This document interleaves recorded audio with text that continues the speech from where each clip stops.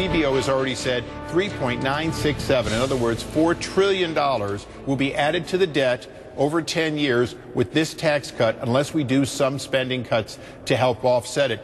Right now, the president's still in a spending mood. We need to get him in a savings mood.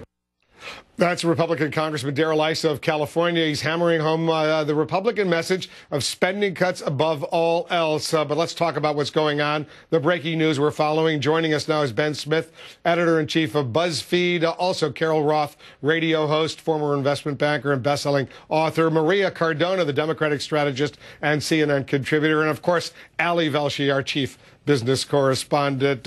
What do you make of this deal that looks like it's going to be a deal? The House looks like it's going to follow the Senate's lead. Carol, let me go to you first and tell us what you think. Good deal or bad deal? Well, I guess it depends on for who. For the American people, I think that this is a mediocre deal at best, Wolf, because it doesn't have a solution. I have a very hard time throwing a parade for a Congress that took 13 months to get a mediocre solution that doesn't address spending, doesn't address the debt, raises taxes not only on the wealthy, but I keep hearing it's not raising taxes on the middle class. That's not true. The payroll tax cut is expiring. So taxes are going up for everybody, and we're going to end up in a situation where we end up fighting over the debt ceiling and sequestration in 2 months. So maybe the market makes out okay, but the American people didn't make out okay with this. Yeah, but that payroll tax cut was only implemented as a stimulus for a year. It was always seen as a temporary measure. Neither Republicans nor Democrats, Carol, really were pushing to keep it going. But let's Maria. And I agree. Yeah, I want Maria. I agree, Wolf. Yeah, go ahead.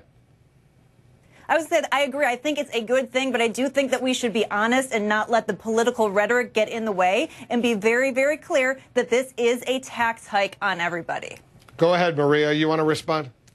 Sure, absolutely. It is not a tax hike on everybody. Yes, people's paychecks will go up a little bit, but to your point, Wolf, we knew from the very beginning when we had the payroll tax cut that that was going to be temporary.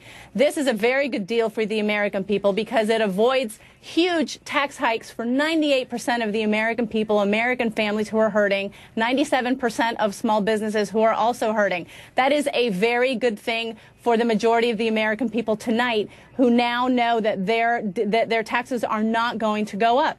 For the long term, I agree, and the president agrees, and Democrats agree. A lot more work needs to be done. Nobody deserves a parade tonight, but we can at least sleep soundly that our taxes and the majority of taxes for the American people are not going to go up. We do need to deal with spending. That was always going to be part of a grand bargain. And let's remember Speaker Boehner's the one who has actually walked away more than 3 times from a grand bargain with this president that would have dealt with trillions in spending. Let's hope that we can now get to dealing with spending and job creation. Who's the big political winner tonight, Ben?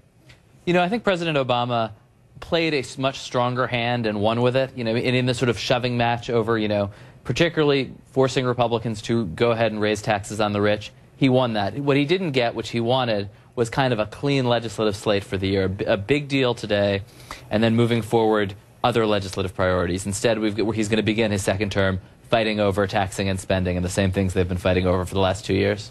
There's going to be a whole bunch of fights, Ali, coming up, including raising the debt ceiling in February or March. The president says he's not playing that game with Republicans anymore. But what can he do? You got to pass legislation in the Senate and the House to raise the debt ceiling. Otherwise, the country, at least technically, goes into default. Yeah, the president's got to be careful about not saying things he's not going to do that he gets forced into a corner on. The debt ceiling is absolutely one of those things. You and I have discussed this many times, Wolf. The debt ceiling is not a sensible way of dealing with borrowing. There are other ways to do it. Other countries have much more effective ways of doing this. But the bottom line is, if he doesn't get an agreement on raising the debt ceiling, which we, by the way, hit on the 31st of December, the Treasury can play around with this for a couple of weeks, for about $200 billion.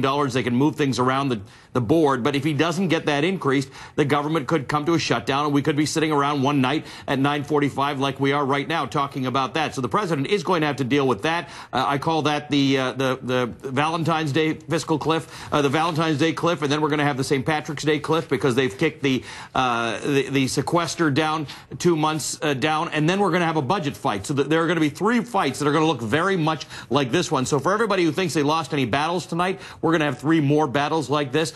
There are no particular winners in this. We have status quo. And in fact, with that payroll tax holiday having expired, everybody who works is going to see a little less money in their paycheck. So no real winners. It's just who lost less today. If you like this fight, get ready. There's going to be 2, 3, 4 more fights in the next few weeks and months that are going to be very similar. Some people calling it the new normal here in Washington. All right, everybody stay put. We have a lot more to discuss when we come back. I'm going to ask all of you what you think this big battle means for the Speaker of the House, John Boehner.